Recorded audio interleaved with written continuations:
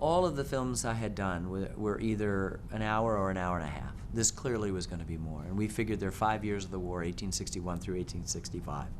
We would do 5 1-hours, and I was initially turned down by one of our most stalwart supporters, the Corporation for Public Broadcasting, and the notes from the various panels were saying they couldn't understand how anyone's interest would be sustained in a historical subject with still photographs for more than an hour or an hour and a half, and here we were proposing 5 1-hours. When I finished The Killer Angels, I was at my dad's house in Michigan, and I said, I now know what my next project is. And he said, what? And I said, the Civil War. And he goes, what part?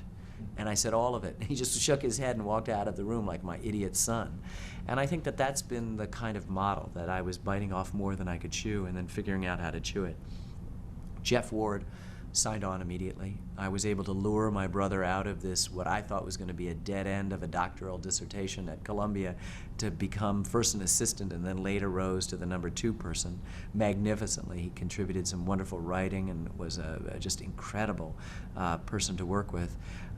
We expanded the Huey Long advisory board to nearly 24 historians and really worked to try to come to terms with a subject matter which had been the province mainly of Southerners, that had 2 huge popular films, Birth of a Nation and Gone with the Wind, which had turned upside down and told not the truth of the Civil War and its aftermath, but the exact opposite, in which the terrorist night riders of the Ku Klux Klan were heroes, that the war was never about slavery, but about some vague notions of states' rights, and when it was over, everybody put their arm around each other and realized that keeping the black man down was the most important thing.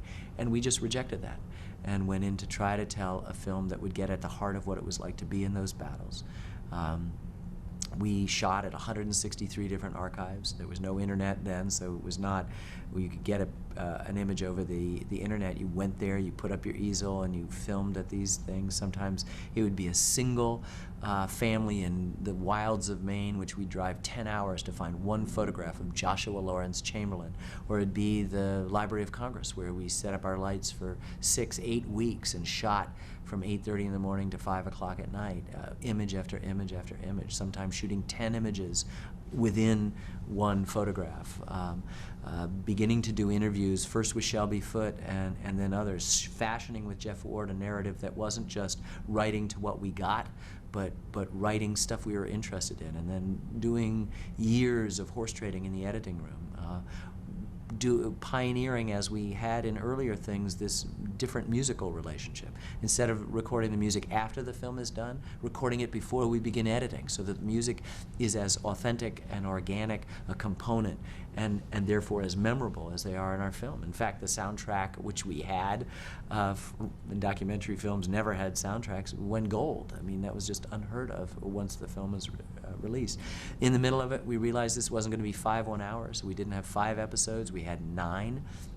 We would keep the first episode the first year of the war, but then each subsequent year would be divided in half, and it turned out it was going to be 11.5 hours. And an executive at WETA in Washington, the station that we were working with, Ward Chamberlain, set a pick and said, I will go and fight for it. He came into the editing room, saw that it was working. It didn't require us to double our budget. It was an economy of scale. It only increased 12 or 15%. He helped me raise that. We got some great foundations like the MacArthur Foundation and the Arthur Finding Davis Foundations to contribute at the last moment to get us over the hurdle, and we were able to make a film that really changed public television, changed the relationship of Americans to their history and to this specific central event, and changed really the documentary world, ushering in, I think, a whole nother thing. And it wasn't just our style particularly, though it's been emulated and copied. It wasn't just the subject matter, though it helped to spawn hundreds of other films on the Civil War.